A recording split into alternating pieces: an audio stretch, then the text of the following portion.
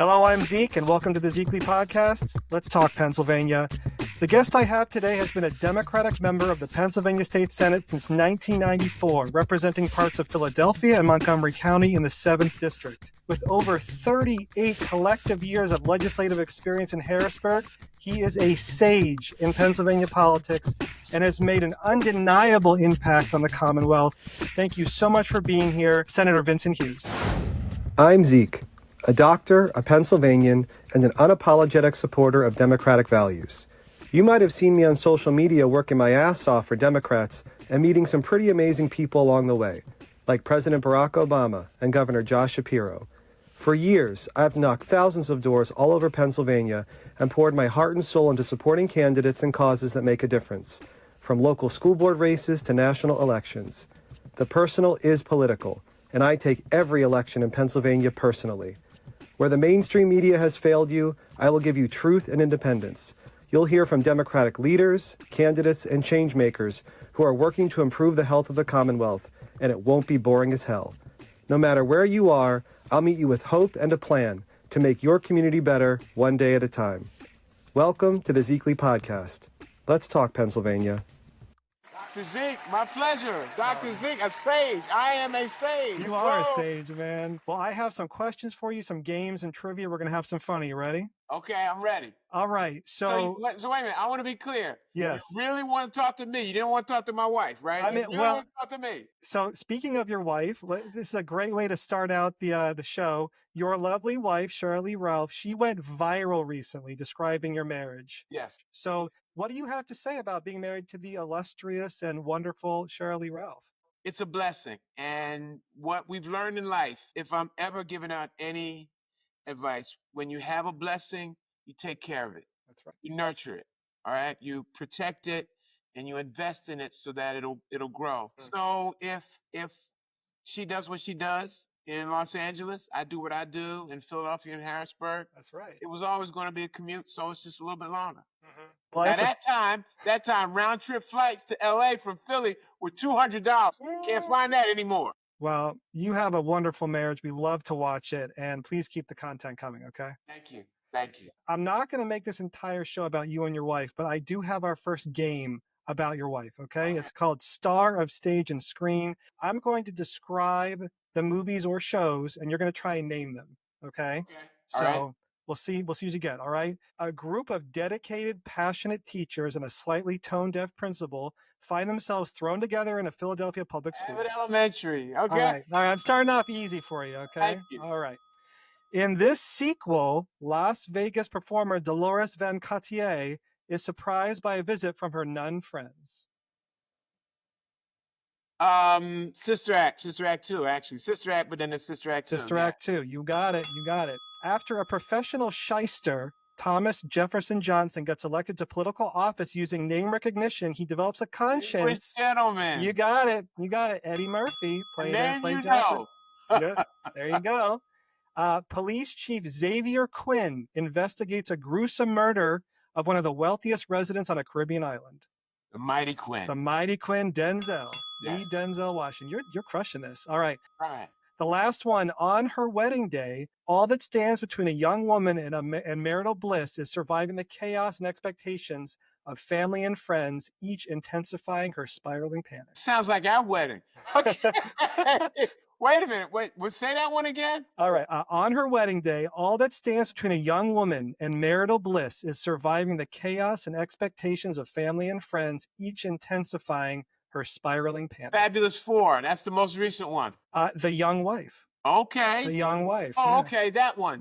Yes. Yeah. Yes. I didn't put the dates next to all of them, but That's know. Okay. I mean, look, 4 out of 5 isn't bad, so that's great. Thank you very much. Thank you. You're welcome. You did a good job. All right, so now we're going to focus on you a little bit, okay? Sure. 31 years, Vince. You've been serving in the state senate in the 7th district. I mean, holy shit, man. That is a legacy that no one's going to take away from you. Thank you. What has changed and what has stayed the same? Wow. So what I've come to find out in the Senate, that it's a smaller body of 50, so that it allows for more personal relationships. you can really get to know a colleague, especially because of the 4-year terms, as opposed to a House member of 2-year terms. So you can really have time. You have time in 4 years, not to worry about campaigning all the time. All right. But you have time to craft relationships and in those relationships to find common ground.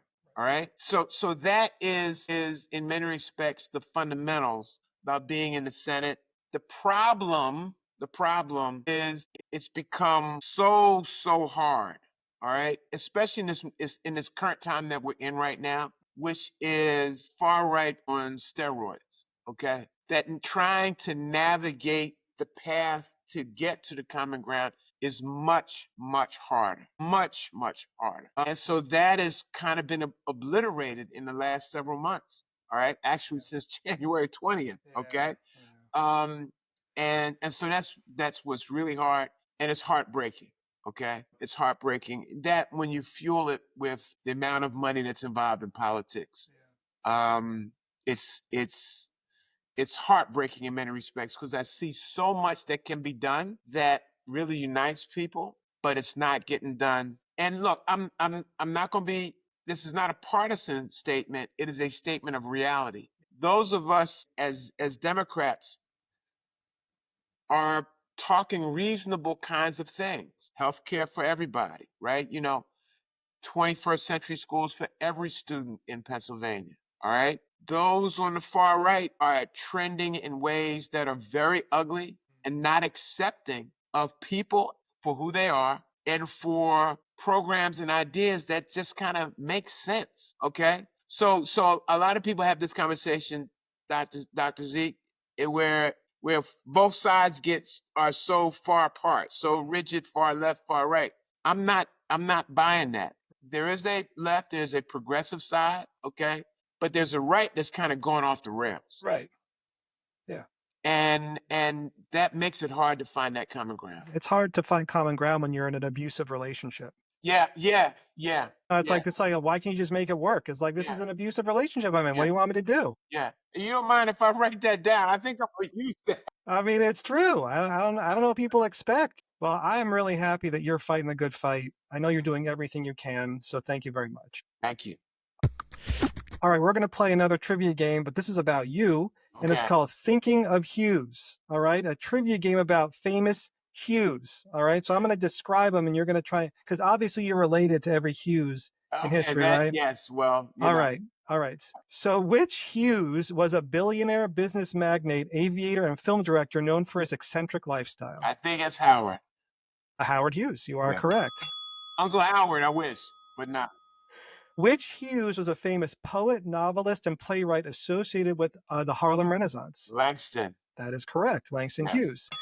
Which Hughes was the British poet laureate from 1984 until his death in 1998? I have no idea. All right, is it Ted Hughes, Harold Hughes, Phil Hughes, or John Hughes? John Hughes. Ted Hughes. Ted Hughes. I know. Of course. Cousin Teddy. I'm sorry. Cousin Ted. Okay, here's one you might know. Which Hughes was a U.S. Supreme Court Chief Justice and also served as Secretary of the State? Oh, Secretary Hughes. Yes. Hughes. You're crushing it, man. William Hughes, Howard Hughes, Charles Evans Hughes, or David Hughes? Charles Evans Hughes? You got it. Justice Hughes, I told you. Justice Hughes, you got it. And the last one, which Hughes is a filmmaker known for directing classic 1980s teen films like The Breakfast Club and Ferris Bueller's Day Off? Bueller! Yeah, Bueller. I know. Was it John Hughes? It was John Hughes. Right. You got it, man. You crushed it. You did a good job on that. Thank you very much. You're welcome. Well, there are a lot of people looking to Congress right now. I see it all the time to address what Trump and Republicans are doing. But I know that legislators like yourself have been doing a lot of things to protect people in Pennsylvania. So could you just explain some of those measures to the listeners and watchers to what you are doing? So I talk about education a lot because it's fundamental. I think it's fundamental. All right. It is no community can thrive, let alone survive, if it's not educated. So, as you know, after a 9-year court battle, we won the lawsuit around discrimination in funding and education in Pennsylvania. And we've begun what is likely going to be, hopefully no longer, then a 7-year march to fix that, which means extra money every year, extra money every year. That is important to me, okay? That is something that we're working on, supporting the governor, navigating the problems with all those who don't want to spend extra money, who are saying that it's too expensive to fund schools equitably. Yeah.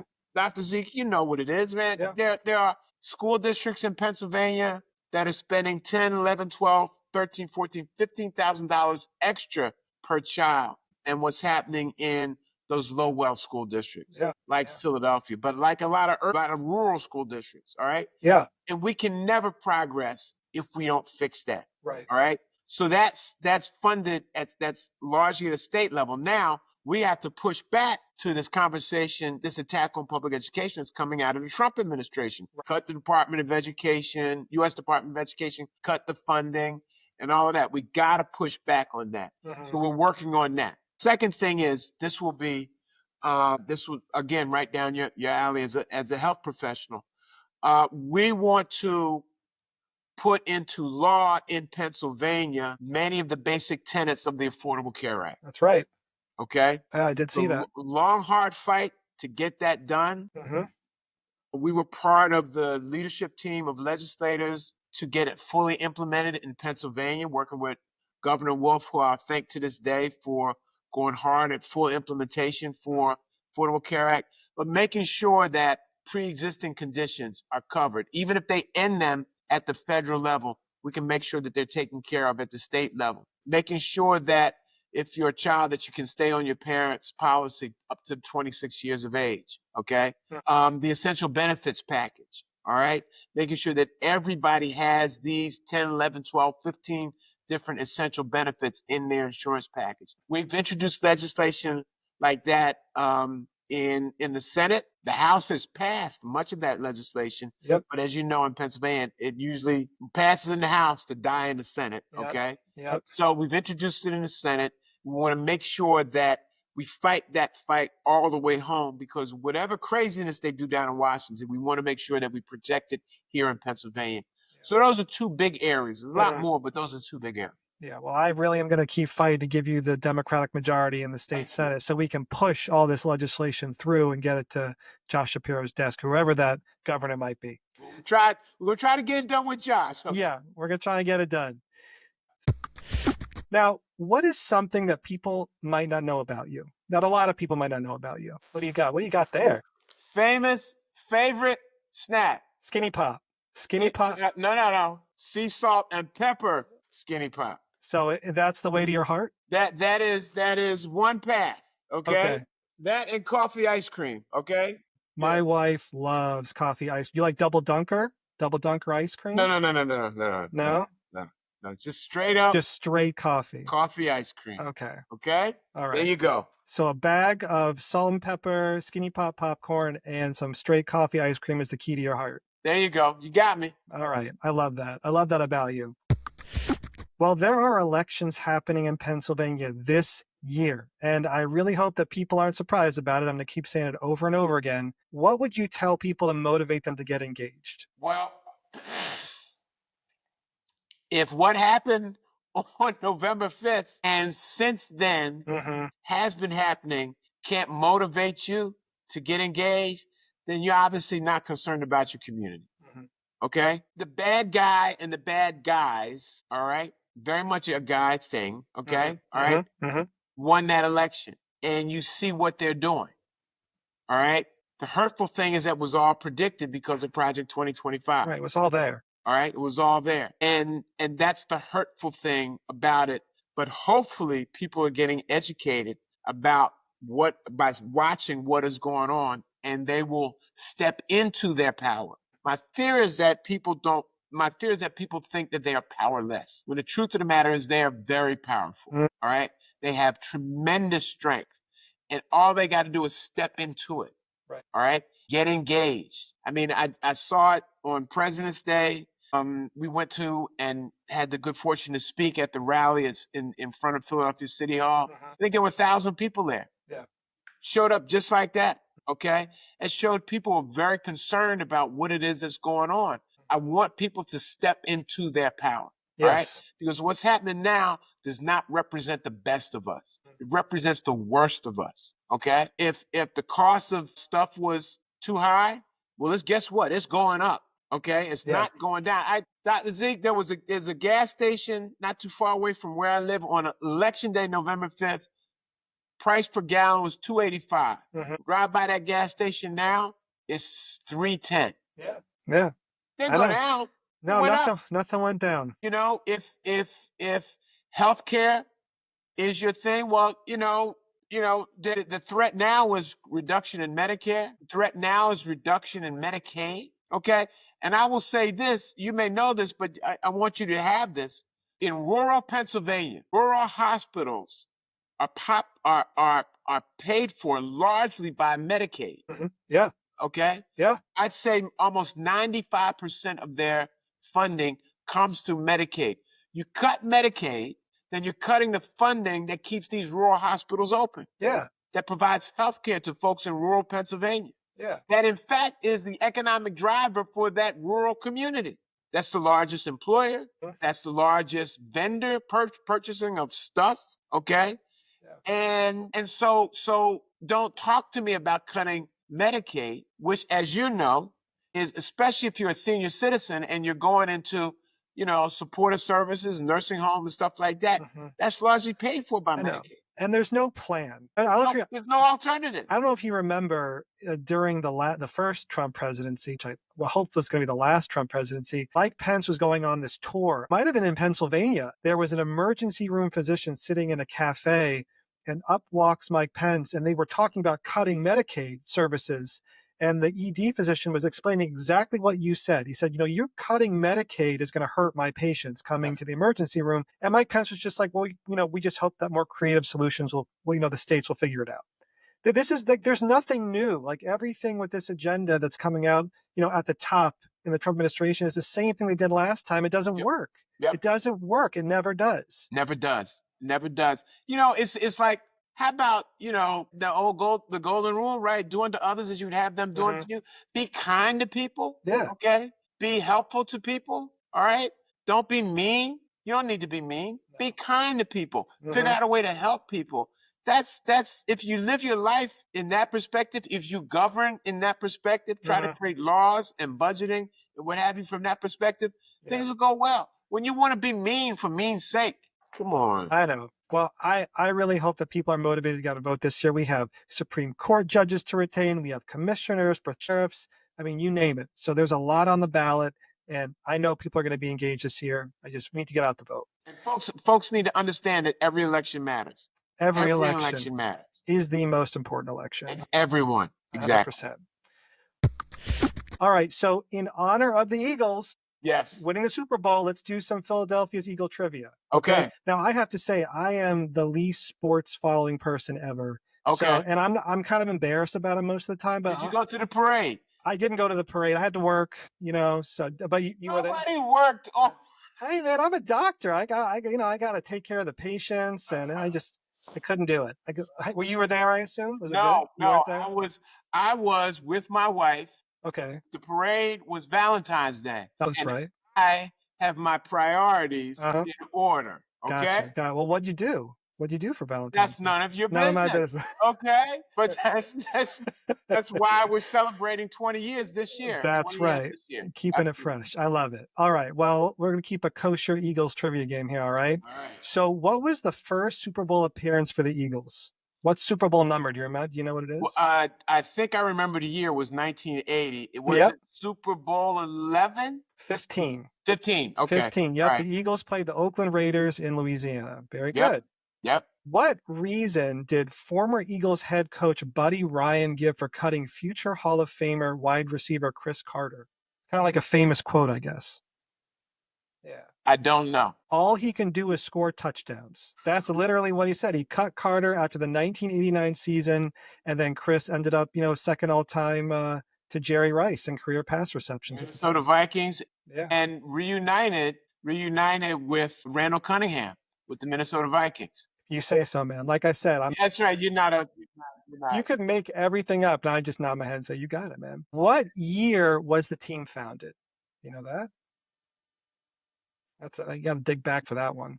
37? 33. That was close. 33? Okay. Yep. It was purchased for $2.5 million in 1933. Wow.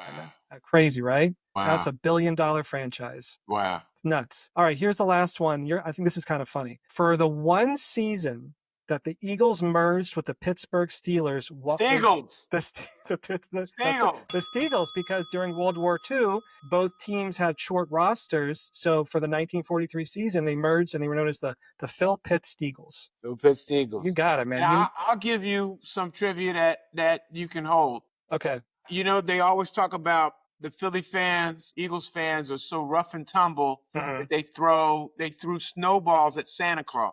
Okay. I was at that game as a kid.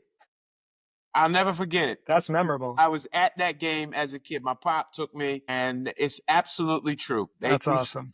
I mean, at least snowballs are not batteries like they do in baseball. Right. That's true. So That's true. I at least know that. I heard about That's true. They actually, to make it a little bit worse, they could have been like ice balls because they had to break up the ice inside Franklin Field. Oh. Yeah.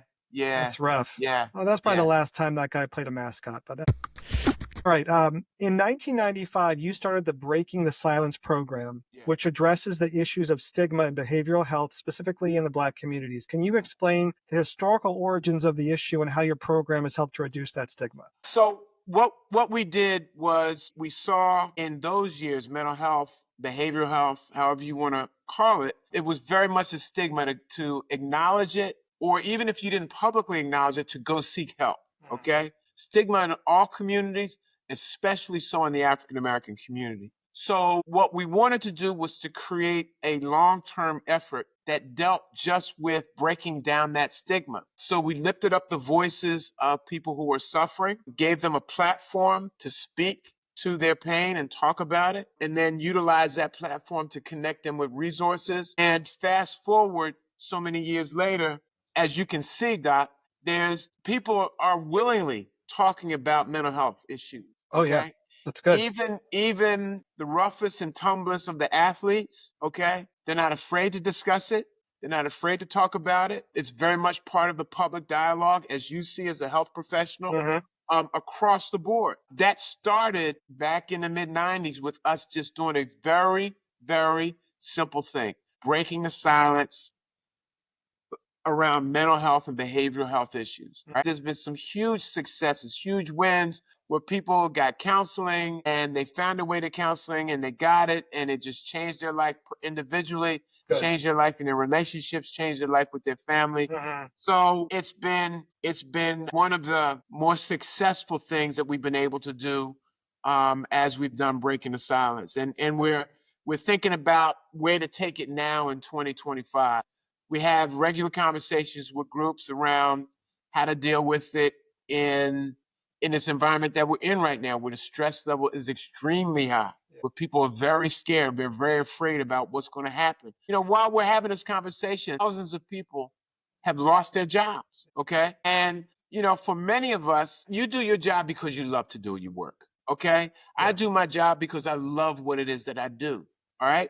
For many of these folks who are losing their jobs, many of them, it's not just about the paycheck. They love what they're doing. They love keeping the water system clean. They love protecting and defending against attacks on their or on our collective personal identification. All right. Yeah. Hacks into systems. They love protecting that stuff. They love the healthcare, the research and stuff like that they're doing. And all of that, you know, it hurts when you get a notice, an email, you're out, you're done. Tomorrow, today is your last day. Don't show up tomorrow, okay? That hurts psychologically. Yeah. Okay? And we've got to make sure that we're helping people get through that as we try to fight back to change that. So, yeah, I think it's a very good thing that you went into that space. I have a therapist. I try to tell people all the time, mental health is just as important as physical. I mean, it's a part of your physical health, but people think about heart disease and lung disease and, you know, your lipid panels, but your mental health is super important. And I agree, we are living in very stressful times. So I implore everyone to have someone to talk to. And you can't.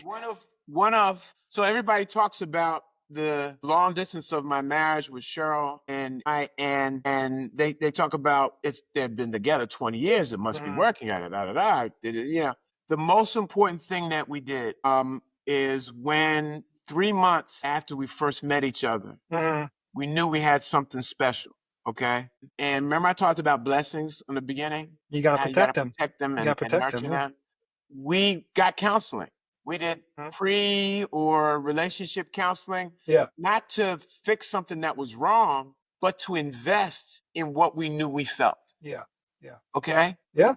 And if there's anything that I would recommend for relationships, it's that, okay? And a lot of prayer too. Yeah. A lot of prayer too. You have to invest in a relationship, Yes. and having therapy is one of those things. So Yes. thank you for answering all those questions about that. Sure. That's great.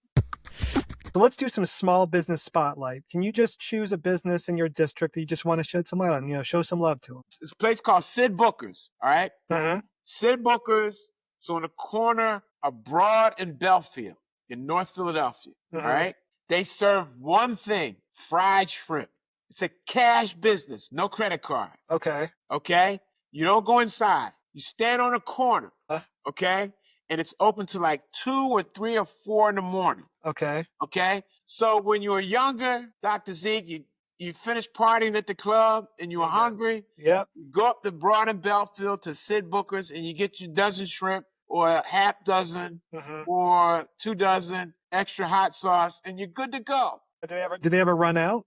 Or they never run out? Never run out. Never. Never Shrimp run is out. the best. It's hot. It's succulent. It's great. I got my wife hooked on Sid Booker's. Sid Booker, I love it. I would pick her up from the airplane. And stop on by there? It's like midnight. I said, well, we're going home. No, we got to go stop at Sid Booker's. Got to stop at Sid's. Got to stop at Sid's. So we run up to Sid's. Couldn't get home. All the shrimp gone by the time we got home. Or if we got home, we have shrimp. She'd want to break open a bottle of champagne. So it's 2 in the morning. All right, it's a weekend. It's 2 in the morning. And we're having fried shrimp and champagne, extra hot sauce and champagne. The tragic part of the story is we lost Sid a couple weeks ago, had his funeral service. Place was packed with people because he was popular with everybody. But I want to highlight Sid. Yes, I love it. That's a great story. Highlight If Sid. I'm ever in your part of town, I'll check it out for sure. Yeah, Broad and Belfield. Now, you got to be ready to stand on the corner, okay? And if it's cold, there's no heating lamps or nothing out there for you, okay? But, in 10 minutes, 15 minutes, they'll serve you up. And I'll bring a bottle of champagne. There you go. You appropriated over $24 million in violence intervention and prevention, VIP grants for Philadelphia and Montgomery County, which is where I live. And you spoke at my house at the last fundraiser I had just about how the violence that all you see in the media is not true. Violence has been decreasing in Philadelphia, Montgomery County over the years, largely due to money that you have appropriated to different programs in the area. So I just want you to talk a little about that because I loved when you talked about it. So I just want you to talk about how that is influencing violence in our communities. So we created, and thank you, Doc, we created a program called the VIP program, Violence Intervention and Prevention. It sits in the Pennsylvania Commission for Crime and Delinquency, PCCD, which I'm a board member of, all right?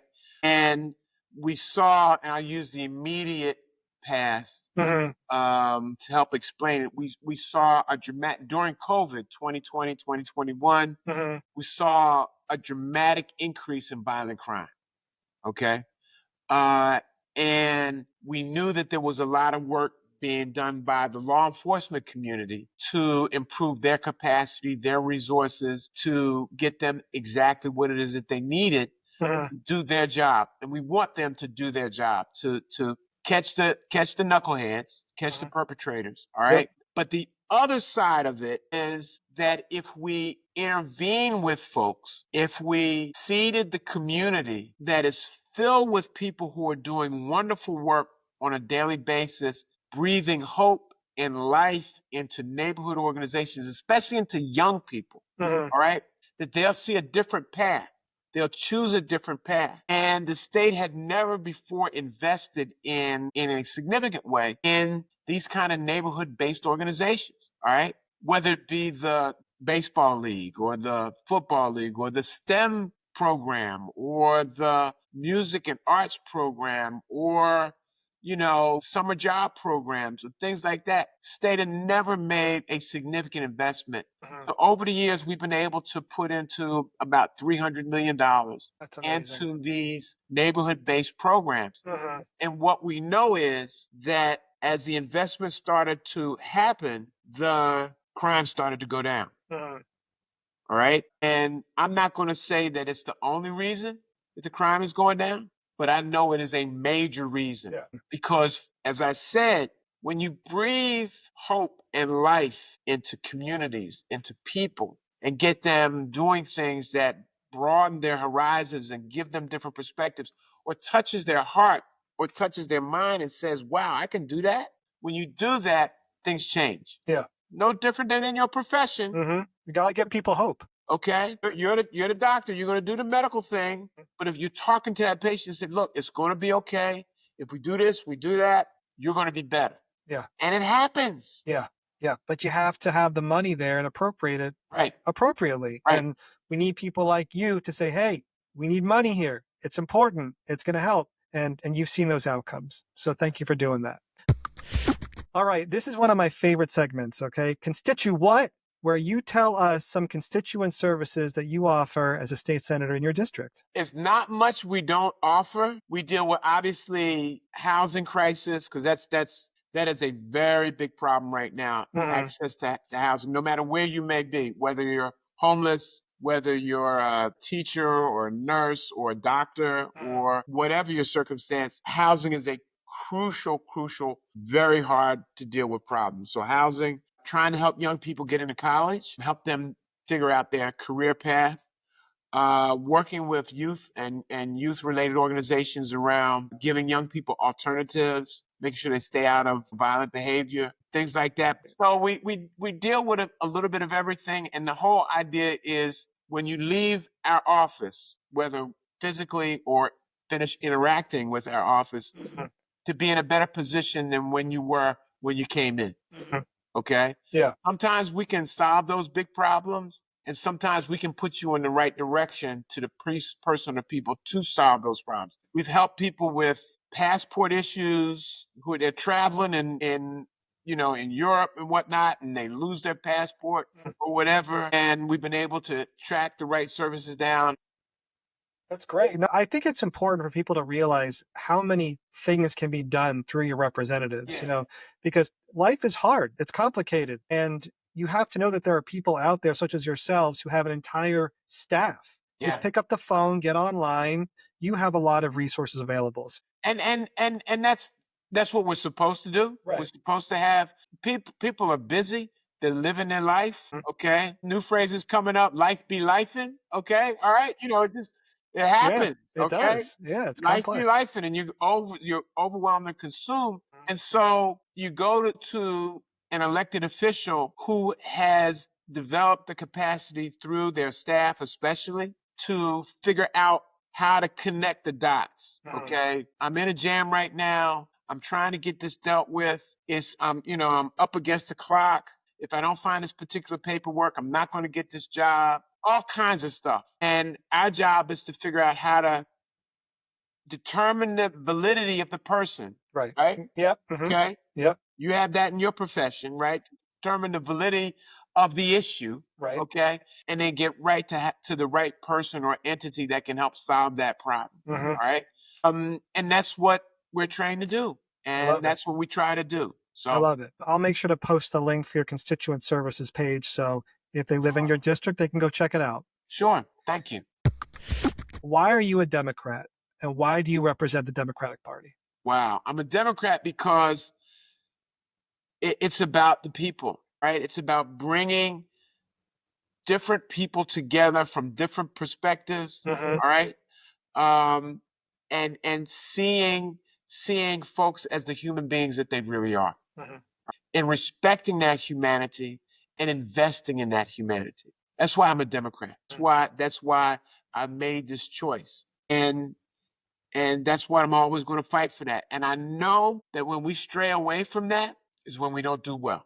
If we return to that, all right, and invest in that and believe in one another again and respect one another's reality, the good and the bad, all right, then we'll be successful politically and get good things done from a policy perspective. Well, thank you for upholding democratic values. I appreciate it. What gives you hope? It was a Sunday. My wife and I, her mother, 2 other friends, we just left church in Los Angeles. Young man walks up to me while we're eating. Says, Senator, said, yo, what's up? You know, try to be nice to everybody. We're in Los Angeles, 3,000 miles away, 2,489 to be specific, airport to airport. Yes, all right? yes. Senator, I want you to know something. I met you 10 years ago. And you and I talked on the front steps of your old office. And you asked me, what you gonna do with your life? And I said, well, I'm probably going to get a job at the local supermarket. I said, no, you're not. You're going to college, all right? You're smart, and you're going to go to college. And he said, from that moment on, I went to college. I graduated. I'm now out here in Los Angeles. I own a couple properties, which I rent out. Got a whole life out here. It's because you said that you're not going to work in the supermarket. You're going to go to college. And he went. And I mean, you know me, I'm beaming. Okay. I'm like, wow. Yeah. Wow. And it reminds me, Morehouse College, the famous university in Georgia that focuses on young Black men. Benjamin Elijah Mays, the great president of Morehouse, once had a statement. And it basically says the crime in life is having low aim. Okay. Yeah. Not being aspirational and reaching for stars. You know, just settling for. And I always want to push folks to do more, to reach big, to have high aim. That motivates me. That gives you hope. That gives me hope. That gives you hope. The 'Cause human. You never know where it's going to come from, Dr. Right. Z. You never know where it's going to land. You plant those seeds not knowing how they're going to grow later on in life. You just have to hope. That's great. Well, my last question, what plans do you have to get yourself through these next few years? Because, you know, aside from being an amazing senator and spending time with your lovely wife, you know, how are you going to take care of yourself with all the stuff going on around you? Take care of myself personally? Anything. Professionally? All of it. Well, professionally, the resistance must resist. Okay? All right? We have to do it from a knowledge perspective. We can't just be emotional. Okay? Although everything that this guy is doing drives your emotional quotient, like over the room. All right? Right. So if you're on blood pressure medicine, take your blood pressure medicine. That's right. All right? Because it ain't going down. That's right. Soon. All right? No. Get your exercise and get some sleep. All right? So the resistance must resist, but we must make sure that we're providing factual information into the conversation. Okay? Yep. So when they talk about closing the U.S. Department of Education, oh, that's terrible. It's terrible. Yes, it's terrible. But why is it terrible? Well, Pennsylvania receives $4.5 billion every year through the U.S. Department of Education. That's why we can't close the U.S. Department of Education. Because that money is necessary to help educate our children. So it has to be fact-based conversation. All right? Personally, watching the kids grow and bloom, watching my wife get all the accolades that she deserves, all of them. The 40-year overnight sensation, Dr. Z. 40-year overnight sensation. I love it. She says it all the time. I love it. Yes. Watching her, I'm supposed to be planning a 20th wedding anniversary. She put it on me to plan it. You'll do a great job. I have no doubt. I'm going to hand it over to her, and she's going to do it. If you know Shirley Ralph, you know, it's, all right, that's fine, sweetheart. That's good. I'm going to put the finishing touches on it, all right? Our wedding was viewed on Entertainment Tonight. This is her work. We got married. Yeah. Entertainment Tonight covered our wedding 13 times. 13 episodes. Wow. It's not my doing. Wow. It's her doing. 13. 13 times. Okay. That's impressive. What's the date of your anniversary? July 30th. July 30th. Hopefully we'll be done in Harrisburg. Hopefully we've accomplished some great things here in Harrisburg, important things in Harrisburg. I think those are great plans. Yeah. Well, Senator Hughes, I really appreciate you coming on. You're an amazing legislator, and I really appreciate everything that you do in Harrisburg to protect all of Pennsylvanians. I really do.